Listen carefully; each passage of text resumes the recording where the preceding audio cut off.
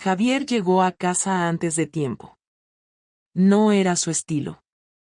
Siempre llamaba antes, siempre avisaba. Pero ese jueves, el jefe canceló la reunión en Madrid y Javier se tomó el AVE de vuelta a Salamanca sin decir nada. Quería sorprenderme. Eso me lo contó después. Lo que encontró, en cambio, fue una sorpresa para los dos. Eran las 4 de la tarde. El sol golpeaba fuerte en el patio interior del edificio. Subió las escaleras con una caja de bombones y una botella de vino tinto. Sonrió al pensar en mi cara al verle.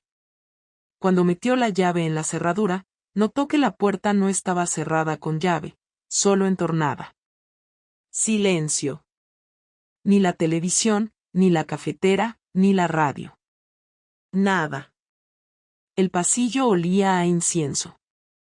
A lavanda, específicamente. Una costumbre que yo tenía, encender un palito cuando quería estar tranquila. Y ese día, quería estar muy tranquila, con otro hombre, en nuestra cama. Lo que Javier no sabía es que no estábamos solos. Entró en la casa y se detuvo al oír algo. No eran voces. No eran gemidos. Era un ruido muy específico. El crujido del somier viejo que tantas veces prometimos cambiar. No se acercó a la habitación directamente. Fue al baño, despacio. Cerró la puerta. Y se quedó allí de pie, mirando su reflejo. No lloró. No gritó. Solo dejó la caja de bombones sobre el lavabo, abrió el cajón, y sacó el pequeño GoPro que usaba para grabar sus rutas en bici. Después, salió del baño, apoyó la cámara en una estantería del pasillo, y la dejó grabando con vista directa a la puerta de la habitación. No hizo ruido. No interrumpió nada. Se sentó en el suelo, en silencio, a esperar. Durante 12 minutos, escuchó cómo su esposa fingía un amor que ya no le pertenecía.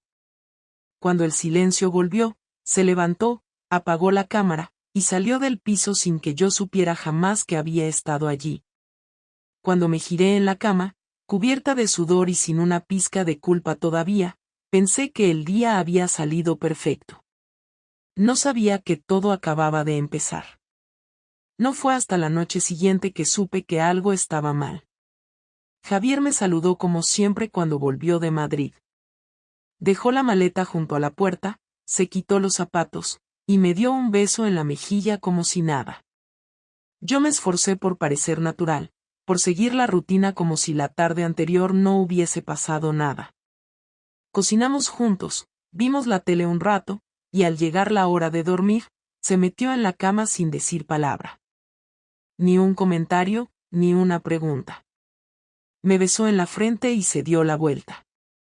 Me pareció raro, pero no lo suficiente como para sospechar que ya sabía todo. Pasaron 2 días así. Rutinarios, fríos, pero no tanto como para hacerme pensar que me había descubierto. Lo que sí noté fue que observaba más. Me miraba mientras cocinaba, mientras hablaba por teléfono, mientras me maquillaba en el espejo. No hacía preguntas, pero escuchaba todo. Hasta los pasos. Y cuando yo me reía con algún mensaje en el móvil, él también sonreía, pero sin decir nada.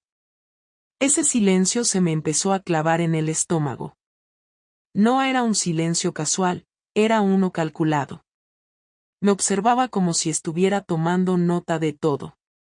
El domingo por la tarde, me pidió que no saliera.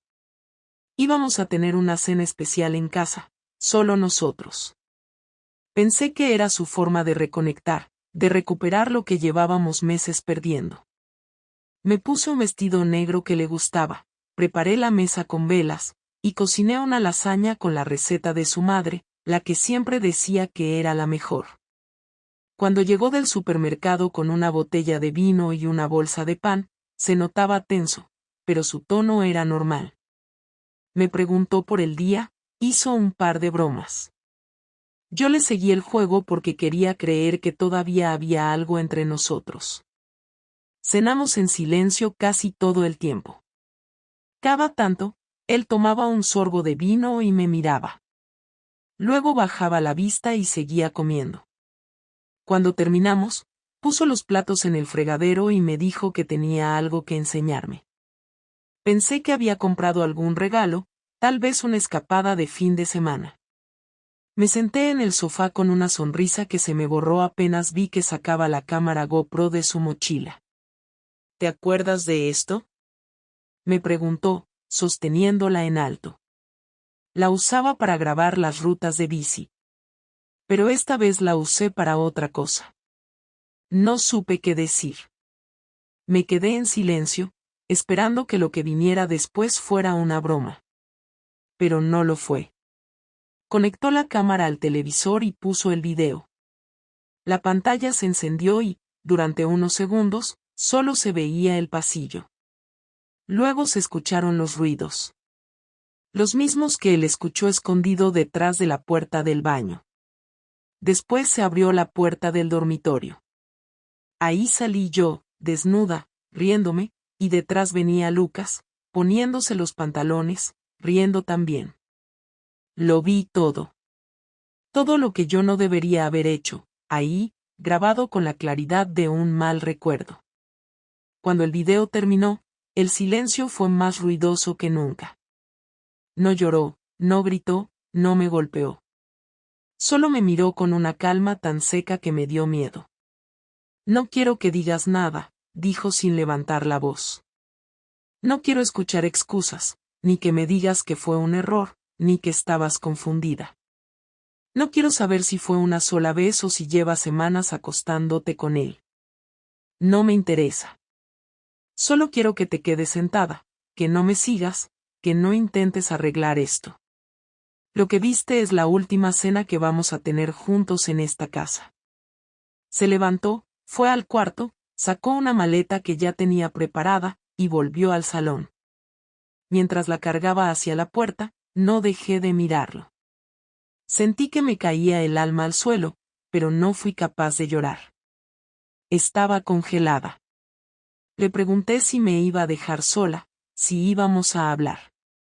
Me miró sin expresión y dijo: Tú ya hablaste lo que tenías que hablar, y fue con otro. Cerró la puerta detrás de él, y yo me quedé en el sofá con el eco del video todavía en el televisor. Nunca imaginé que podía ser tan cruel sin gritar. Lo hizo con frialdad, con precisión. No necesitó escándalo. Solo mostró la verdad. Esa noche no dormí. Me quedé sentada mirando la pantalla negra del televisor. El silencio ya no era silencio. Era castigo. El lunes por la mañana me desperté en el sofá, aunque no recordaba haberme dormido. Me dolía todo el cuerpo como si hubiera estado corriendo toda la noche, pero no me había movido. La casa estaba en silencio, el mismo silencio seco que dejó Javier al marcharse. No había platos sucios, ni ropa tirada, ni señales de él. Había recogido todo antes de irse, incluso se llevó la manta con la que solía taparse mientras veía la tele. Fui a la habitación, abrí el armario, y vi que faltaba su mitad de la ropa. Incluso sus zapatillas. Todo lo que le pertenecía había desaparecido en menos de 24 horas.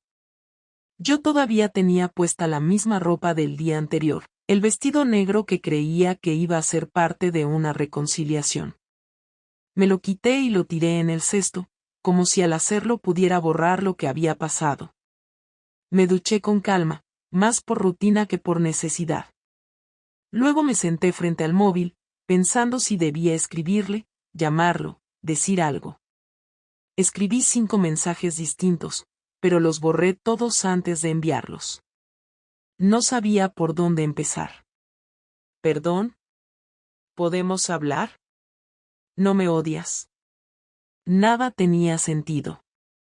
Él ya lo había dejado claro, no quería escuchar nada. Y lo peor era que yo no tenía nada que decir que cambiara lo que había hecho. No podía justificarlo. No podía fingir que no había sido consciente de cada decisión que tomé. Lo peor de todo no era haberlo hecho, era haberlo hecho sin pensar que me podía costar mi vida entera. A las 11 sonó el timbre. Pensé que era él, pero cuando abrí la puerta vi a su hermana, Laura, con una bolsa de tela en la mano. No me saludó, ni me preguntó cómo estaba. Solo me tendió la bolsa. Me pidió que te la trajera, dijo sin emoción. No quiere volver a entrar aquí. Abrí la bolsa y dentro estaban sus llaves, su cargador, y una carpeta con papeles. La carpeta decía divorcio en la portada. Ni siquiera estaba grapada. Era como una lista de supermercado. Sin mirar a Laura, pregunté si él estaba bien. Me contestó sin cambiar el tono. Está dolido, pero no quiere hacer escándalo. Solo quiere que esto se termine rápido. Me quedé de pie en la puerta mientras ella se iba sin darme oportunidad de decir nada más. No había reproches, no había insultos. Solo esa indiferencia que dolía más que cualquier grito. Cerré la puerta y me senté con la carpeta en las manos. Eran documentos ya listos para firmar. Había una propuesta de separación de bienes, un acuerdo provisional sobre el piso y una nota que decía que no quería quedarse con nada que no fuera suyo. Me dejaba la casa, el coche y hasta la cuenta conjunta. Decía que solo quería paz. Esa palabra, escrita con su letra, fue la que más me golpeó. Paz. Eso era lo que le había quitado. Pasé el resto del día sin saber qué hacer. Ni siquiera lloraba, solo me movía de un lado a otro de la casa como si fuera una invitada. Por la tarde, llamé a mi hermana. No le conté nada, solo le dije que necesitaba compañía. Vino rápido, con su hija pequeña. Se quedó en el salón mientras la niña veía dibujos. Me preguntó por Javier, por qué no estaba, y mentí. Le dije que estaba de viaje. Era más fácil que explicar la vergüenza. No podía hablar del tema sin romperme. Sabía que tarde o temprano todo el mundo lo sabría, que Laura no iba a guardar silencio para siempre, que alguien iba a preguntar por Javier, y que no tendría cómo ocultar lo que había pasado. Pero en ese momento no podía soportar la mirada de alguien que me conocía de verdad. Por la noche, mi hermana se fue y me dejó sola otra vez. Pensé en llamarlo una última vez. Cogí el teléfono, marqué su número, y esperé. Sonó 3 veces y luego se cortó. No me había bloqueado, pero claramente no iba a contestar. Me quedé mirando la pantalla, esperando que al menos me escribiera algo. No lo hizo. Esa noche dormí mal, me desperté a cada rato, y soñé con escenas que se mezclaban entre lo que pasó y lo que pudo haber pasado si yo hubiera tomado otra decisión. A la mañana siguiente me senté en la mesa del comedor, con la carpeta de divorcio abierta, y leí cada página. No había nada agresivo, ni amenazas, ni condiciones injustas. Era un cierre limpio. Tan limpio que parecía que nunca habíamos compartido nada. Lo único que no entendía era cómo había sido capaz de hacerlo todo en tan poco tiempo. En menos de 3 días ya tenía todo listo para desaparecer de mi vida como si yo no hubiese sido nada más que una molestia temporal. En medio de ese vacío, me di cuenta de algo que no había pensado hasta entonces. Nunca le pregunté si me odiaba. Porque en el fondo temía que la respuesta fuera que no, que simplemente me había dejado de querer. Que ya no quedaba ni rencor. Solo indiferencia. Y eso dolía más que cualquier castigo. El miércoles por la tarde, recibí el golpe que no esperaba. Hasta ese momento, me había convencido de que lo peor ya había pasado, de que lo más duro era su partida, la indiferencia, la hoja de divorcio con su letra. Pero no fue así. Lo más fuerte estaba por venir, y me llegó en forma de una llamada de mi amiga Clara, una de las pocas personas con las que compartía algo más que conversaciones superficiales. Me dijo que necesitaba verme, que tenía que hablar conmigo en persona. Noté un tono extraño en su voz, como si no supiera cómo empezar. Le dije que viniera, que estaba en casa. Cuando llegó, no me abrazó ni me preguntó cómo estaba, lo cual fue lo primero que me pareció raro. Se sentó en el sillón, se quitó el abrigo, y durante unos segundos no dijo nada. Yo tampoco hablaba. Intuía que algo estaba a punto de estallar, pero no sabía qué. ¿Sabes que tu marido me escribió ayer?, dijo finalmente, sin rodeos. La frase me dejó en seco. No supe qué responder. Solo la miré, esperando que explicara. Ella continuó sin levantar la voz, como si estuviera recitando algo que había practicado antes de venir. Me mandó un mensaje. Me pidió mi dirección. Me dijo que quería que yo también viera el video. Mi cuerpo se tensó. No podía creer lo que estaba escuchando. Javier no solo se había ido. No solo había preparado los papeles. También había decidido repartir el video a otros. A gente cercana. A personas que me conocían. Sentí una rabia mezclada con una vergüenza que no sabía dónde meter. ¿Lo viste?, pregunté, casi en un susurro. No, me respondió. No lo abrí. Lo borré. No soy estúpida, Carmen. No necesito ver eso. Pero quería que lo supieras, porque si me lo mandó a mí, es probable que haya hecho lo mismo con otros. No dije nada. Sentí como se me iba el aire del cuerpo. Pensé en mi madre, en mis compañeros del colegio donde trabajo, en cualquiera que pudiera abrir ese archivo. La posibilidad de que esa grabación, ese momento que debía haber quedado enterrado, empezara a circular era una amenaza más humillante que cualquier grito, más destructiva que cualquier reproche. ¿Por qué lo haría?, pregunté, más para mí que para ella. Porque está herido, Carmen. Y tú sabes que Javier nunca fue un tipo impulsivo. Si hace algo así, es porque quiere que te duela como a él. Clara se fue después de eso. No quiso café, ni quiso quedarse a charlar. Me dejó con el aviso, con el veneno ya inyectado. Cerré la puerta y me senté frente al portátil. Entré en mi correo y en mis redes. Nada, por ahora. Ni mensajes, ni publicaciones, ni amenazas. Pero eso no me tranquilizó. Me hizo pensar que el golpe iba a venir de forma más ordenada, como todo lo que Javier hacía.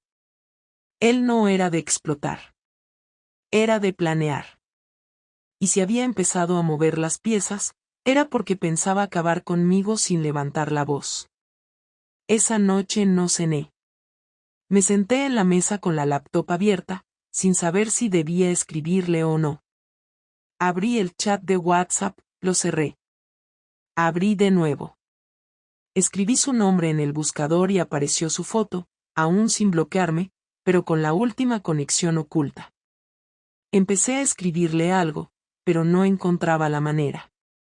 Al final solo puse, necesito saber si mandaste ese video a alguien más. Lo envié. Esperé 1 hora. 2. Nada.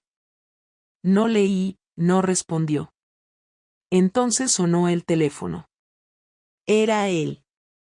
No hablábamos desde el domingo. Tardé 3 tonos en contestar. Sí. ¿Qué quieres saber? Si mandaste ese video a alguien más. Sí. Me quedé en silencio unos segundos. No sabía qué hacer con esa respuesta. Era tan directa, tan seca, tan sin esfuerzo. No dijo lo siento, ni tenía que hacerlo. Solo confirmó el golpe. ¿A quién se lo mandaste?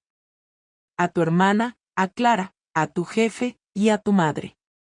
El corazón me dio un vuelco. ¿A mi jefe?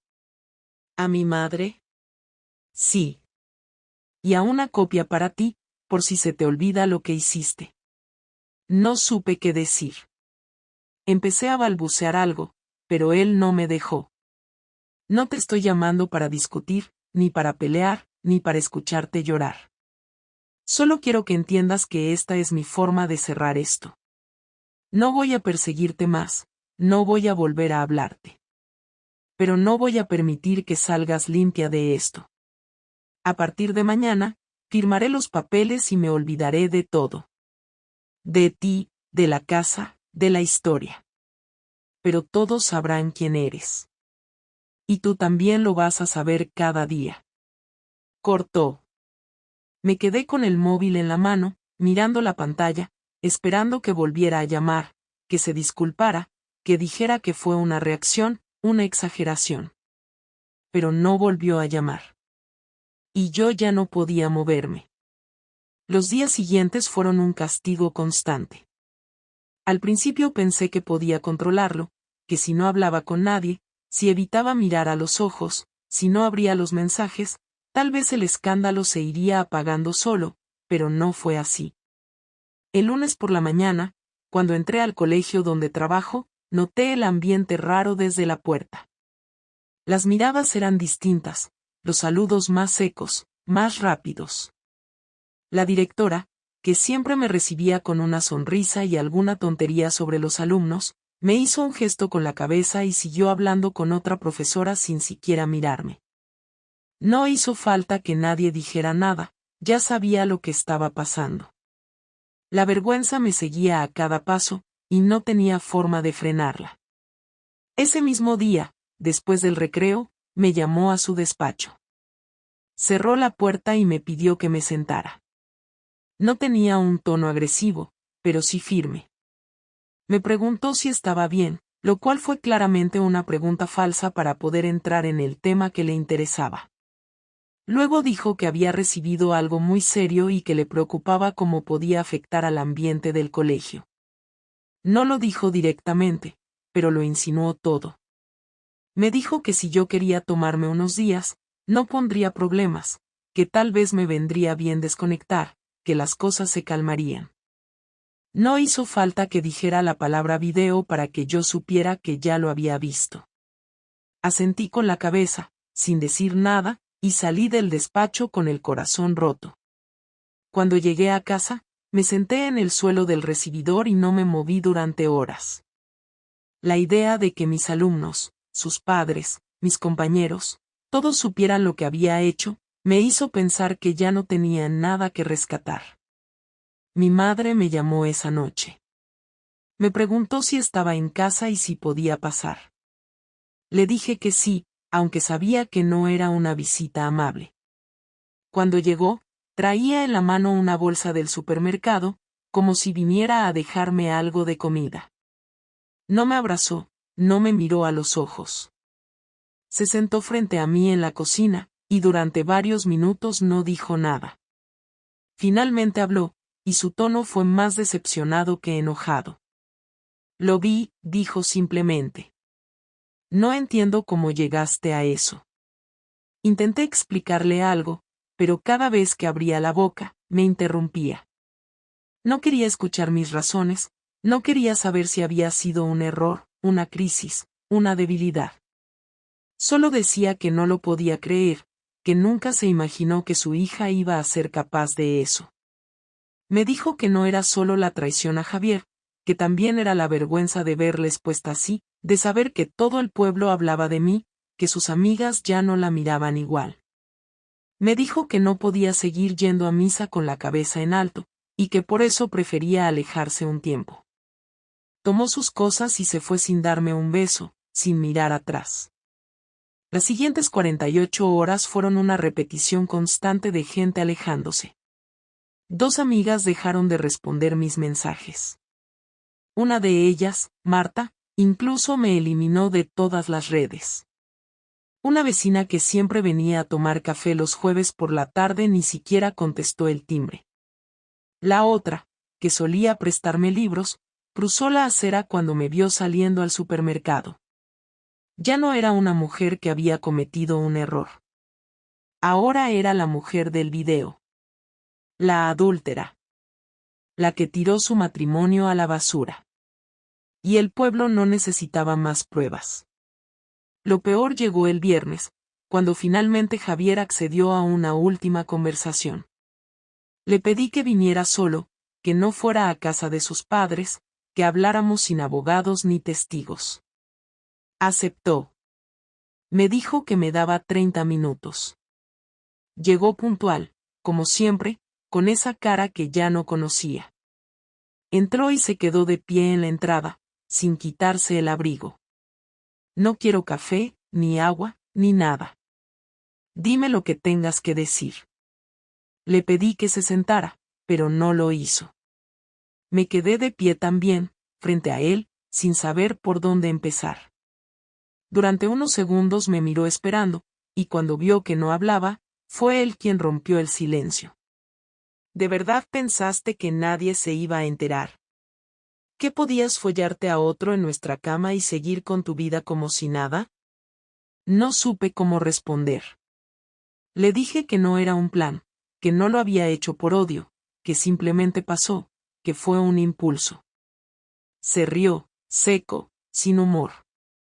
¿Impulso? ¿Sabes cuánto tiempo llevabas escribiéndote con él? ¿Sabes que leí los mensajes desde enero? Te acostaste con él en marzo, pero ya habías tomado la decisión mucho antes. Le dije que no lo amaba, que fue una estupidez, que no significaba nada. Él me miró como si fuera una desconocida. ¿Y qué crees que significó para mí? ¿Tú sabes lo que fue escuchar cómo se reían después? ¿Lo que fue mirarte a la cara sabiendo que no eras la misma? ¿Ver cómo te ponías perfume para otro? Le pedí perdón. Se lo repetí 3 veces, 4, 5. Pero él ya no lo necesitaba.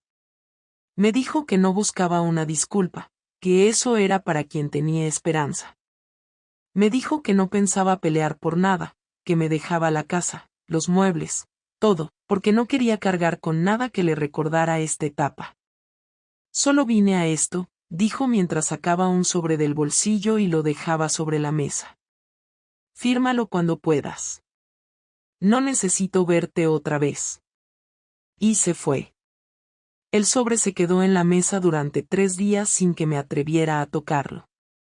Me levantaba, lo miraba, pasaba por al lado, y cada vez que pensaba en abrirlo, algo me detenía. No era solo miedo, era esa mezcla entre vergüenza, resignación y esa esperanza absurda que se aferra al cuerpo cuando ya todo está perdido. Finalmente, el lunes por la mañana me senté con una taza de café que ni llegué a probar y abrí el sobre. Dentro estaba el documento definitivo, con todos los términos claros, simples y sin emoción. Javier renunciaba a todo, no pedía nada, y me daba la custodia completa del piso. Firmé donde tenía que firmar, cerré el sobre y lo dejé preparado para enviarlo a su abogado. Al hacerlo, sentí como si me hubiera vaciado por dentro. Era el último paso, el cierre formal de algo que ya no tenía arreglo. Pasaron las semanas, y con ellas llegó el silencio más profundo que había experimentado en mi vida. Las llamadas cesaron, los mensajes desaparecieron, y la rutina se convirtió en un mecanismo sin alma. Me levantaba, desayunaba sola, limpiaba la casa sin ganas, y evitaba salir a la calle a menos que fuera estrictamente necesario. Las personas que solían formar parte de mi día a día ya no estaban, y las pocas que quedaban apenas hacían contacto visual. Lo peor no era la soledad, era sentir que nadie quería saber de mí, que ya no era bienvenida en mi propio entorno. Javier cumplió su palabra y desapareció por completo. No preguntó más, no volvió a aparecer, ni siquiera para recoger lo que dejó en casa. Mandó a un mensajero a por sus últimas cajas. Fue su forma final de decir que ya no había vuelta atrás. Un día, sin planearlo, decidí escribirle. No para que volviera, no para pedir perdón otra vez, sino para cerrar lo poco que quedaba sin cerrar. Le dije que había firmado los papeles, que le agradecía haber sido justo, que sentía profundamente lo que había hecho y que, aunque entendía que no había espacio para reconstruir nada, necesitaba decírselo por última vez. No esperaba respuesta. Tampoco la obtuve. No volvió a escribir. Pero necesitaba hacerlo, no por él, sino porque sentía que no podía seguir avanzando con esa culpa mordiéndome los días. La última conversación con alguien que todavía quedaba en mi vida fue con mi hermana. Me llamó un domingo por la noche, después de semanas sin hablar. Al principio pensé que iba a soltarme el mismo discurso que todos, que iba a decirme lo decepcionada que estaba, que no entendía cómo podía haber arruinado todo. Pero no fue así. Me preguntó cómo estaba, si comía, si dormía. Me dijo que mamá seguía enojada, que no quería saber nada, pero que tal vez con el tiempo se le pasaría. Me habló sin rencor, como si supiera que yo ya había pagado suficiente. Le pregunté si podía visitarla. Me dijo que sí, pero con una condición, que no hablara de Javier, que no intentara justificarme, que simplemente fuera y compartiera un café, como hacíamos antes. Acepté. Al menos con ella, aún quedaba un hilo de cordura. En esa visita entendí algo que no había querido aceptar hasta ese momento. Que ya no era la misma persona. Que lo que hice había destruido algo más que mi matrimonio. Me miraba al espejo y no me reconocía, no por el rostro, sino por la forma en que me miraba a mí misma. Había cometido una traición que no tenía arreglo, y por más que la vida siguiera, ese error ya formaba parte de mí. Podía intentar hacer las cosas bien de ahora en adelante, podía esforzarme por recuperar la confianza de quienes aún me hablaban, pero nunca iba a borrar lo que hice. Lo único que podía hacer era asumirlo.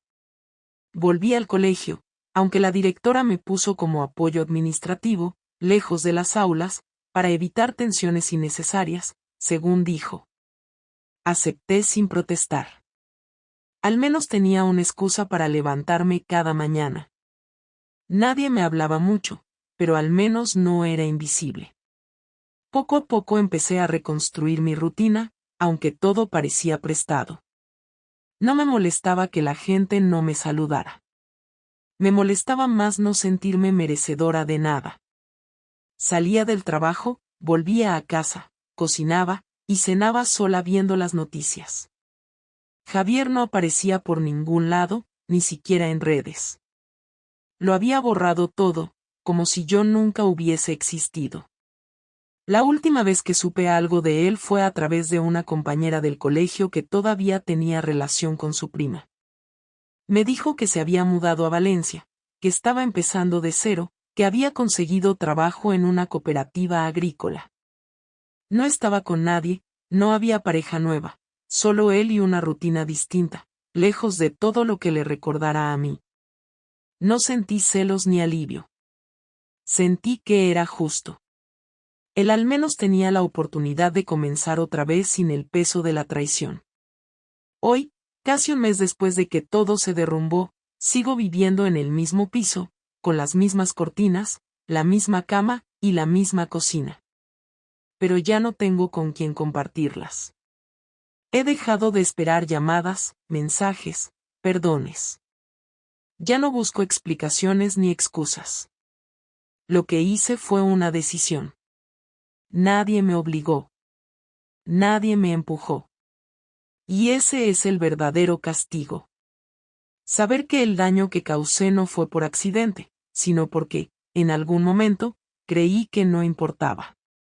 Pero sí importó. Costó todo. ¿Quieres que escriba otra historia con una estructura similar?